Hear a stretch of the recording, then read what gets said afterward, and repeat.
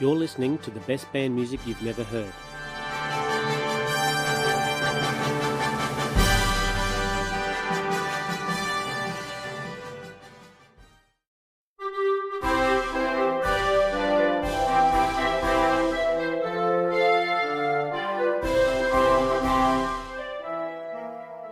Paris, 14th of July, 1790, the one-year anniversary of the fall of the Bastille.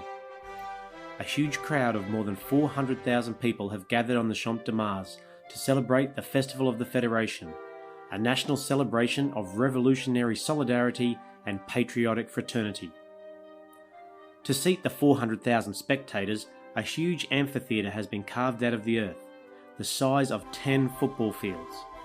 The city hired several thousand of the poor to help with the manual labour, but when even this wasn't enough, an extraordinary amount of volunteers came to finish the job. At one end of the amphitheatre are 3 huge triumphal arches through which the coming parade will pass. There is a special pavilion for the king, decorated in the national colours, and in the centre of the amphitheatre is a podium 25 feet high on which sits a temple of flowers and room for 200 priests. Everything about the Festival of the Federation is epic. The festival starts with a procession at 7 a.m. from the site of the Bastille to the Champ de Mars. A mass is held while the rain intermittently soaks the enormous crowd. After the mass, Lafayette climbs the steps of the altar and takes the civic oath to the new Constitution, while holding the sword given to him by George Washington. Each member of the National Assembly take the same oath and cry, "Vive la Nation!"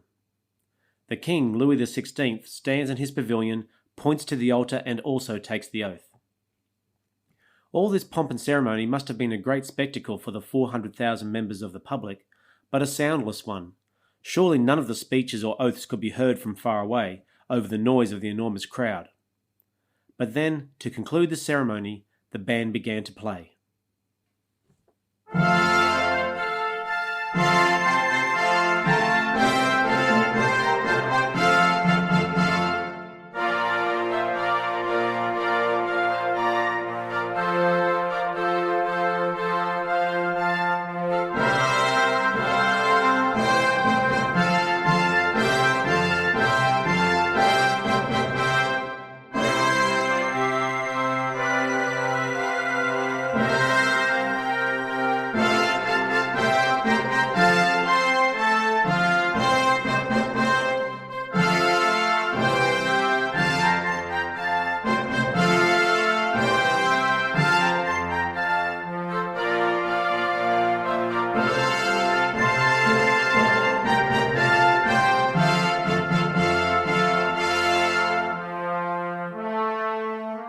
François-Joseph Gossec was a dependable and respected composer, who, at 56 years of age, was at the peak of his profession.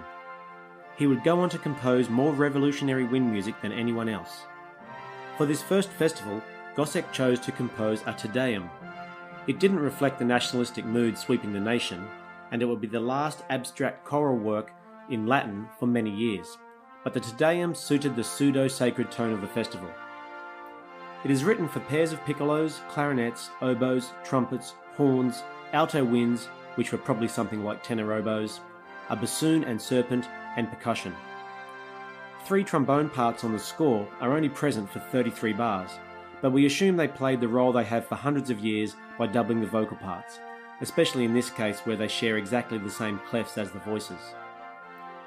2 reports of the day remark on the size of the band that played. One report says there were 1,200 musicians. Another report says 300 drums, 300 wind instruments and 50 serpents.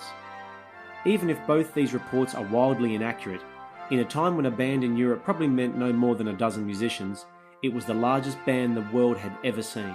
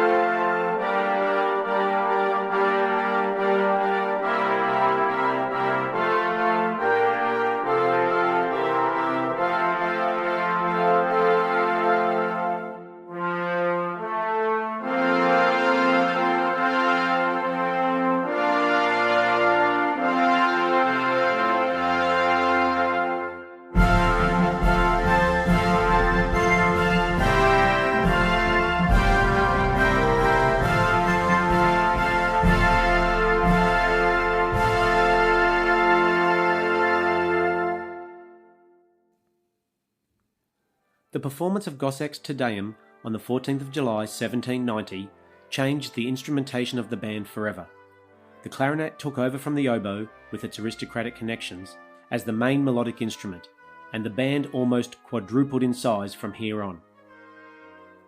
The Gossec Te Deum is available in a modern playable edition from Maxime's Music.